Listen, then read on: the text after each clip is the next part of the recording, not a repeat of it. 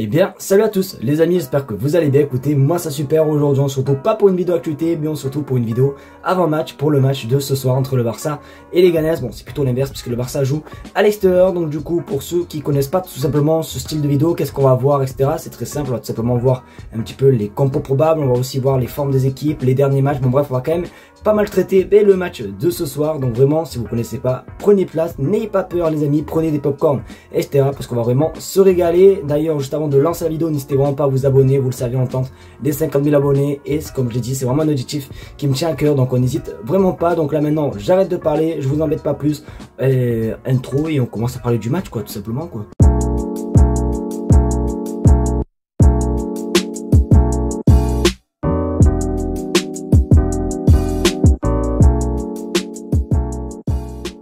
Les amis, du coup, vous le savez, on se retrouve du coup sur FUTMob et du coup le match qui nous intéresse, c'est celui-ci. Alors juste avant, vraiment, je voulais parler de quelque chose qui me tient énormément à cœur. Alors, vous le savez, généralement, quand il y a match du Barça, on se retrouve en live.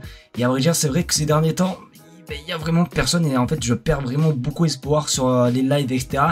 Et du coup, ça va être vraiment à vous de jouer et à me dire si est-ce que pour vous, je dois continuer ou pas, parce que je sais vraiment plus quoi faire, les amis. C'est vrai que quand on se retrouve à 3... ben c'est un petit peu, ça dégrade un petit peu mon image, tu vois, tu te dis j'ai 50 000 abonnés, il y a que 3 personnes, donc en vrai je sais plus vraiment quoi faire sur les lives, donc vraiment n'hésitez vraiment pas à m'aider au max les gars dans les commentaires, et je tiens vraiment à ce que vous le fassiez, parce que j'aimerais bien savoir ce qui se passe et pourquoi il n'y a plus personne sur mes lives, donc n'hésitez vraiment pas à le dire, et à vrai dire je sais même pas si ce soir il y aura un live, donc vous verrez par vous-même, hein, à 21 h vous regarderez sur YouTube si je suis en live, tant mieux, si je suis pas en live, ben tant pis. Donc du coup voilà, je voulais parler de ça, donc voilà, n'hésitez vraiment pas à jouer le jeu les gars dans les commentaires. Donc du coup le match il est juste ici les amis, les Ganes Barcelone. Donc du coup on va voir les joueurs blessés ou suspendus. Il y a Dani Olmo qui ne sera pas là, alors il a repris l'entraînement il me semble cette semaine, donc il sera présent pour le match retour face à Dortmund.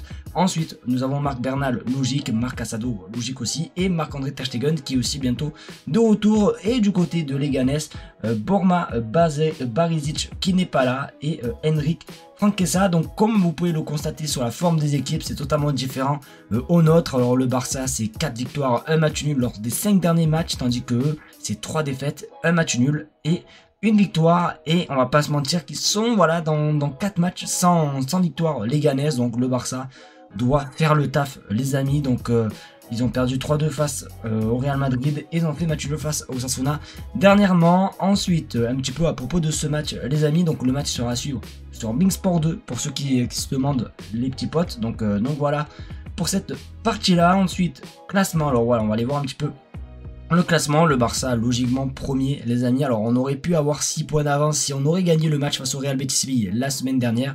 Malheureusement bon, c'est pas très grave, les joueurs étaient fatigués, on leur pardonne. Tandis que les Ganes ils sont clairement à la relégation les amis, ils sont 18e à 28 points, c'est à dire que vraiment littéralement si Las Palmas gagne, eux ils peuvent passer tout simplement 19e. Bon bref, franchement c'est un petit peu la merde pour eux, mais ils peuvent quand même essayer de se rattraper parce que il y a Deportivo Alavés, etc. qui sont pas non plus si loin. Donc du coup nous on joue à l'extérieur, donc à l'extérieur on est premier les amis, donc vraiment nickel. Et du coup les Ganes eux 17e, et si on met à domicile, combien sont les Ganes?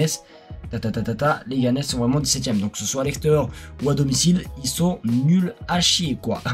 Il faut vraiment en profiter, et sur les 5 derniers matchs les Ganes sont 15e les amis. Donc voilà les petits potes, mais normalement ça devrait bien se passer pour le Barça, je me fais aucun souci. Le face à face du coup je me souviens très bien, le dernier match ça s'était soldé par une défaite. D'ailleurs j'étais au stade ce jour là les amis, c'est le seul match de la saison que j'ai vu à Montjuic, et du coup on avait perdu 1-0 les amis, la clim dès les premières minutes, et ensuite ça a poussé et on n'arrivait pas du tout à marquer les amis. Voilà, comme vous pouvez le voir, 20 tirs pour le Barça les gars. Quand je vous dis que rien ne passait, c'est que vraiment rien ne passait, c'était vraiment juste chiant. C'était vraiment l'un des pires matchs les amis que je suis allé voir du Barça. J'en ai vu 5 ou 6 dans ma vie, mais lui je crois que c'est le pire, vraiment de très loin. C'était vraiment le pire match les amis que j'ai pu voir, mais voilà, en tout cas ça s'était soldé sur une défaite 1-0. C'était vraiment la période les gars où on n'allait pas bien, il me semble, on va les voir ensemble, mais il me semble que c'était vraiment la période où c'était un petit peu galère, on va pas se mytho. C'était décembre. Ensuite on avait perdu la semaine d'après, c'était contre l'Atlético qu'on avait perdu il me semble. On va les voir tous ensemble. Donc voilà les Ganes. Ensuite on avait perdu face à l'Atlético, c'était bien ça.